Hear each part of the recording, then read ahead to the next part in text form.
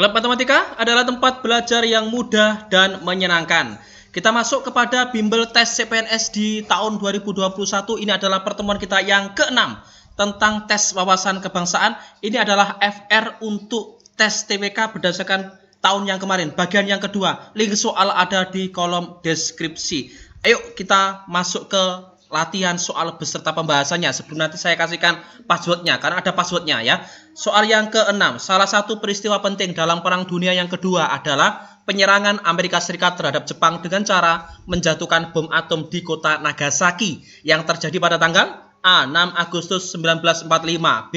7 Agustus 1945, C. 8 Agustus, D. 9 Agustusnya, atau E. 10 Agustus 1945. Oke, saya akan berikan cara mudah agar teman-teman bisa langsung hafal tentang peristiwa ini. Pada saat Perang Dunia yang kedua, Amerika Serikat menjatuhkan bom atom di kota Nagasaki atau negaranya Jepang pada tanggal 9 Agustus 1945. Jadi jelas ini jawabannya adalah yang D. Tapi saya akan berikan jembatan keledai. Bagaimanakah agar peristiwa ini lebih mudah masuk dalam otak kita dan paling pasti dapat diingat ya. Informasi ini agar bertahan dalam memori kita, maka kita bisa membuat jembatan keledainya dengan cara mengibaratkan Nagasaki itu sebagai Nine Gasaki. Nagasaki itu Nine Gasaki. Seperti yang kita ketahui bahwa Nine itu merupakan sebuah kata dalam bahasa Inggris yang artinya adalah 9. Nine Gasaki. Nine adalah 9. Artinya dalam otak kita peristiwa bom di Nagasaki, memori kita akan merespon dengan Nine Gasaki, yaitu terjadi pada tanggal 9 Agustus. Seperti itu. Jadi jelas jawabannya adalah yang D. Itu adalah trik untuk menghafal secara mudah. Oke, lanjut kita di soal berikutnya.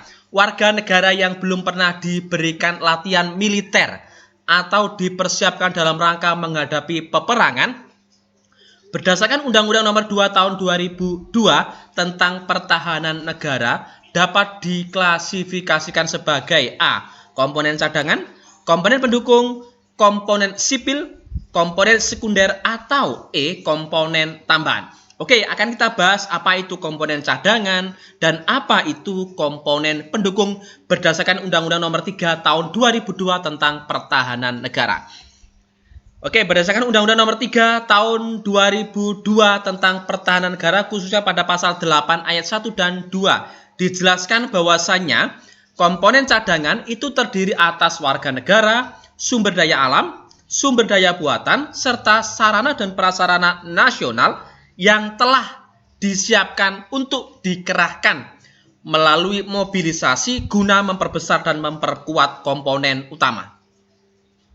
Sedangkan di pasal 8 ayat 2-nya, komponen pendukung itu adalah warga negara, sumber daya alam, sumber daya buatan, serta sarana dan prasarana nasional yang secara langsung atau tidak langsung dapat meningkatkan kekuatan dan kemampuan komponen utama dan komponen cadangan. Jadi berdasarkan isi dari pasal 8 ayat 1 dan 2 tersebut, maka warga negara yang belum pernah diberikan latihan militer atau belum pernah dipersiapkan dalam rangka menghadapi peperangan termasuk ke dalam kategori komponen pendukung. Jadi jawabannya adalah pilihan jawaban yang B. Lanjut kita di FRTWK berikutnya ya. FRTWK dari tes CPNS tahun kemarin kita pelajari untuk tahun ini. Pada tahun 2018 Indonesia berduka dengan adanya bencana yang menimpa Kabupaten Donggala dan Palu. Bantuan demi bantuan diberikan oleh relawan kepada korban bencana, baik itu berupa makan, minuman, pakaian, dan bantuan lainnya. Tindakan relawan tersebut termasuk pengamalan Pancasila, sila ke, pilihannya A sampai dengan E, 5, 4, 3, 2, 1. Kita berikan penjelasan di sini. Berdasarkan uraian soal tersebut, ada kata kunci yang digunakan untuk menjawab soal nomor 8 ini, yaitu bantuan demi bantuan yang diberikan oleh relawan kepada korban bencana. Adapun tindakan bisa, kalau kita lihat dari pengamalan sila Pancasila, ini merupakan pengamalan sila yang kedua. Alasannya karena Salah satu dari pengamalan sila yang kedua adalah gemar melakukan kegiatan kemanusiaan. Nah, kegiatan kemanusiaan ini termasuk memberikan bantuan kepada korban bencana. Ya. Jadi jelas nomor 8 jawabannya adalah pilihan jawaban yang D.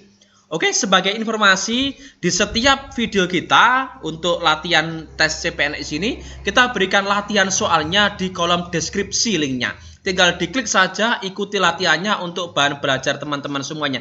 Tapi ada passwordnya. Passwordnya sekarang adalah Klub Matematika 61. Huruf kecil semua tanpa spasi. Klub Matematika 61. Ayo diikuti dan langsung bisa gabung ke grup Telegram saya ya. Lanjut di latihan nomor 9. Lembaga tinggi negara terdiri dari Majelis Permusyawaratan Rakyat, Dewan Perwakilan Rakyat, Dewan Perwakilan Daerah, Presiden, Mahkamah Agung, Mahkamah Konstitusi, Komisi Yudisial, dan Badan Pemeriksa Keuangan. Adapun lembaga negara yang memiliki kewajiban untuk bersidang sedikitnya 1 kali dalam 5 tahun di ibu kota negara adalah A. DPR, B. Majelis Permusyawaratan Rakyat MPR, C. DPD, E. Mahkamah Konstitusi, atau E. Presiden.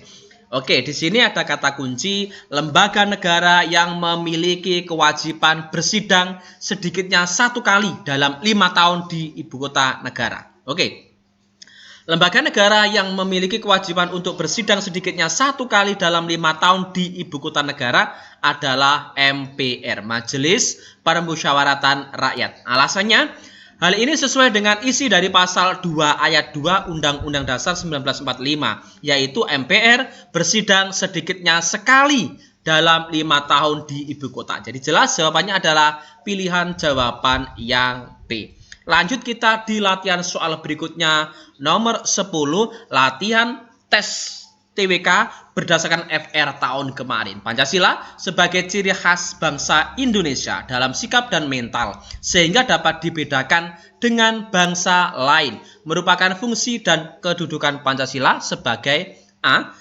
Pancasila sebagai perjanjian luhur, B. Pancasila sebagai dasar negara, C. Pancasila sebagai ideologi negara, D. Pancasila sebagai kepribadian bangsa, atau E. Pancasila sebagai sumber dari segala sumber tertib hukum. Oke, kita berikan penjelasan masing-masing dari opsi A sampai dengan E. Kita mulai dari Pancasila sebagai perjanjian luhur. Artinya di sini Pancasila telah disepakati oleh pendiri bangsa untuk dilestarikan dan dilaksanakan isinya. Perjanjian luhur. Oke. Yang kedua, Pancasila sebagai dasar negara. Istilahnya saja sudah dasar negara. Artinya, Pancasila merupakan dasar pijakan pelaksanaan negara serta kehidupan berbangsa dan bernegara. Sedangkan yang ketiga adalah Pancasila sebagai ideologi negara. Artinya, Pancasila adalah sebagai cita-cita yang ingin diwujudkan oleh negara. Sedangkan yang keempat, Pancasila sebagai kepribadian bangsa. Artinya, Pancasila adalah ciri khas ya, kepribadian bangsa. Berarti ciri khas bangsa Indonesia dalam sikap dan mental, sehingga bisa dapat dibedakan dengan bangsa lainnya. Sementara Pancasila sebagai sumber dari segala sumber tertib hukum, artinya adalah peraturan perundang-undangan harus bersumber dari Pancasila dan tidak boleh bertentangan dengan Pancasila. Jadi, kalau kita lihat di soal di sini adalah Pancasila sebagai ciri khas bangsa Indonesia. Berarti Pancasila sebagai kepribadian bangsa. Cukup mudah, karena klub matematika adalah tempat belajar yang mudah dan menyenangkan. Oke? Demikian FR kita di pertemuan kali ini. Semoga video ini bisa bermanfaat untuk kita semua. Like, subscribe, bagikan ya. Kemudian terima kasih dan tonton kami di video selanjutnya di Klub Matematika, tempat belajar yang mudah dan menyenangkan.